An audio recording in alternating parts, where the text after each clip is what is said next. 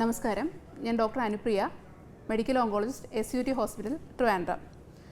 നമ്മുടെ ക്യാൻസർ രോഗബാധിതരിൽ ഭൂരിഭാഗം ആൾക്കാരും ഇന്ന് ശ്വാസകോശ അർബുദത്തിന് അടിമകളാണ്.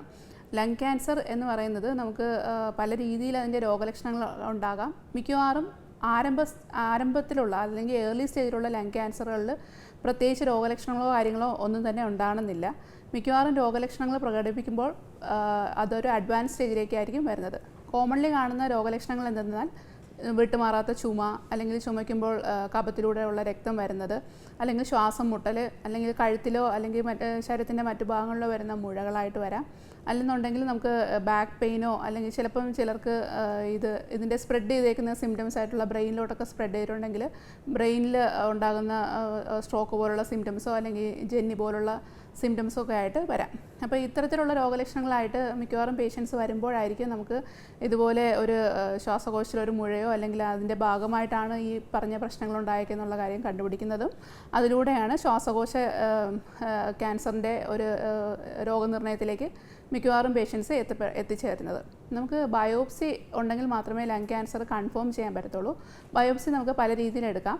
ഇപ്പോൾ ഏർലി സ്റ്റേജൊക്കെ ആണെന്നുണ്ടെങ്കിൽ ശ്വാസകോശത്തിൽ മാത്രമായിരിക്കും മുഴകളുള്ളത്. അപ്പോൾ ശ്വാസകോശത്തിനുള്ള മുഴകൾ എന്നുള്ള ഡയറക്റ്റായിട്ടുള്ള ബയോപ്സി ഒന്നുകിൽ നമുക്ക് സ്കാൻ ചെയ്തുകൊണ്ട്, അല്ലെ CT സ്കാനോ അൾട്രാസൗണ്ട് സ്കാനോ ചെയ്തുകൊണ്ട് നമുക്ക് അതിൽ നിന്ന് ഡയറക്റ്റായിട്ട് ഉള്ള കുത്തിപ്പരിശോധനകൾ ചെയ്യാൻ പറ്റും.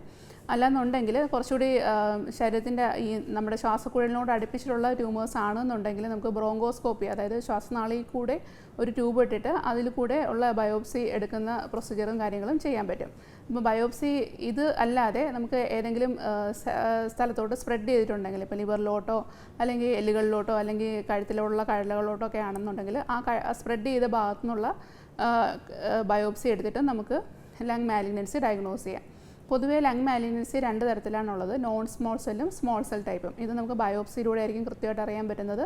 ഇത് വെച്ചിട്ട് ഇതിൻ്റെ രണ്ട് തരത്തിലുള്ളതിനും രണ്ട് തരത്തിലുള്ള ട്രീറ്റ്മെൻ്റ് ആയിരിക്കും പോകുന്നത്.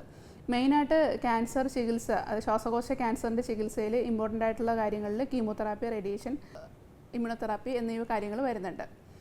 അപ്പം ഇതിൽ നമുക്ക് എന്ത് ചികിത്സ വേണം, അല്ലെങ്കിൽ ഇത് എങ്ങനെയാണ് ചികിത്സ നിർണ്ണയിക്കുന്നത് എന്നുള്ളത് ഇതിൻ്റെ സ്റ്റേജിനനുസരിച്ചായിരിക്കും. മിക്കവാറും നമുക്ക് സ്റ്റേജ് 1 അല്ലെങ്കിൽ സ്റ്റേജ് 2, അതായത് നമുക്ക് ലങ് ക്യാൻസർ ലങ്ങിനകത്ത് മാത്രം നിൽക്കുന്നതാണെന്നുണ്ടെങ്കിൽ അതിന് നമുക്ക് സർജറിയാണ് ട്രീറ്റ്മെൻ്റ് ആയിട്ട് വരുന്നത്. അല്ലാതെ നമുക്ക് കുറച്ചുകൂടി സ്പ്രെഡ് ആയിട്ടുള്ള, എക്സ്റ്റെൻഡ് ആയിട്ടുള്ളത് അല്ലെങ്കിൽ ഡിസ്റ്റൻസ് സ്പ്രെഡൊക്കെ ഉള്ളതിനാണെന്നുണ്ടെങ്കിൽ നമുക്ക് അതിൽ ഇനിഷ്യലി നമുക്ക് കുറച്ച് കീമോതെറാപ്പിയും അതിൻ്റെ കൂടെ ചിലപ്പോൾ ഇമ്മ്യൂണോതെറാപ്പിയും പിന്നെ അതിനുശേഷം റേഡിയേഷനോ അങ്ങനെയുള്ള കാര്യങ്ങളൊക്കെ ആയിരിക്കും വരുന്നത്.